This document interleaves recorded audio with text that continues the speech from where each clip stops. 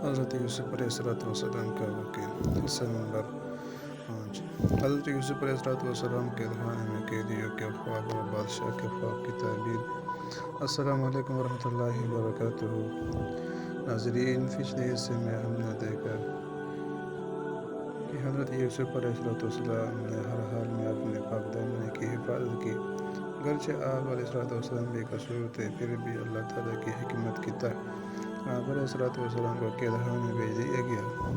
قید خانے میں بھی حضرت یوسف علیہ السلام نے کبھی مایوسی کا اظہار نہیں کیا۔ آپ ہر وقت اللہ تعالیٰ کی عبادت کرتے، اچھے اخلاق سے پیش آتے اور قیدیوں کی توحید اور نیکی کی دعوت دیتے تھے۔ اس وجہ سے تمام لوگ آپ کا احترام کرتے تھے۔ ایک دن قید خانے میں موجود 2 قیدیوں نے اپنے اپنے خواب حضرت یوسف علیہ السلام کو سنائے۔ ایک قیدی نے کہا، میں نے خواب دیکھا کہ میں انگور نچوڑ رہا ہوں۔ دوسرے نے کہا، میں نے دیکھا کہ میرے سر پر روٹی ہے اور فرشتے اس میں سے کھا رہے ہیں۔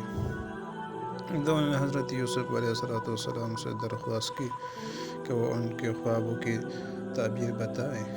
حضرت یوسف علیہ السلام نے سب سے پہلے انہیں اللہ تعالیٰ کی وحدانیت کی دعوت دی اور فرمایا کہ خوابوں کی صحیح تعبیر اللہ تعالیٰ ہی سکھاتا ہے۔ پھر اللہ کے حکم سے دونوں خوابوں کی تعبیر بیان کی۔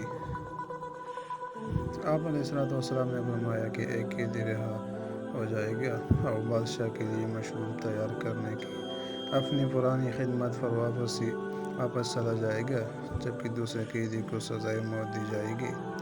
کچھ ہی عرصے بعد دونوں باتیں بالکل اسی طرح پوری ہوئی جیسے حضرت یوسف علیہ السلام نے بتائی تھی۔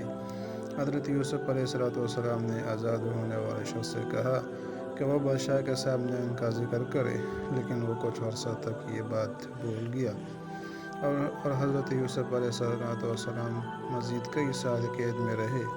کچھ وقت بعد مصر کے بادشاہ نے ایک عجیب خواب دیکھا۔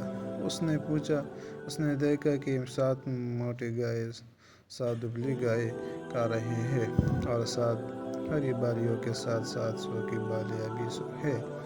بادشاہ نے اپنے درباریوں اور علماء سے خواب کی تعبیر پوچھی، مگر کوئی صحیح جواب نہ دے سکا۔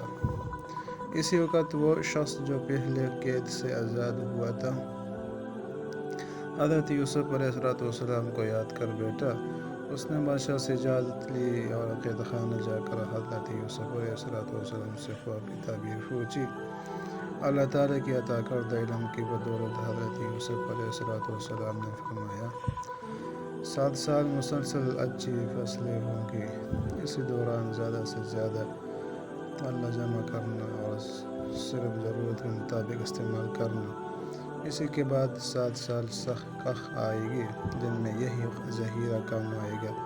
پھر اس کے بعد 1 سال ایسا آئے گا جس میں خوب بارش ہوگی اور لوگ خوشحال ہو جائیں گے۔ حضرت یوسف علیہ السلام کی یہ حکمت بڑی تعبیر سن کر بادشاہ بہت متاثر ہوا اور اس نے فوراً حضرت یوسف علیہ السلام کو اپنے دربار میں بلانے کا حکم دیا۔ اس واقعے سے ہمیں یہ سبق ملتا ہے، اللہ تعالیٰ پر بھروسہ کرنے والا کبھی ناکام نہیں ہوتا۔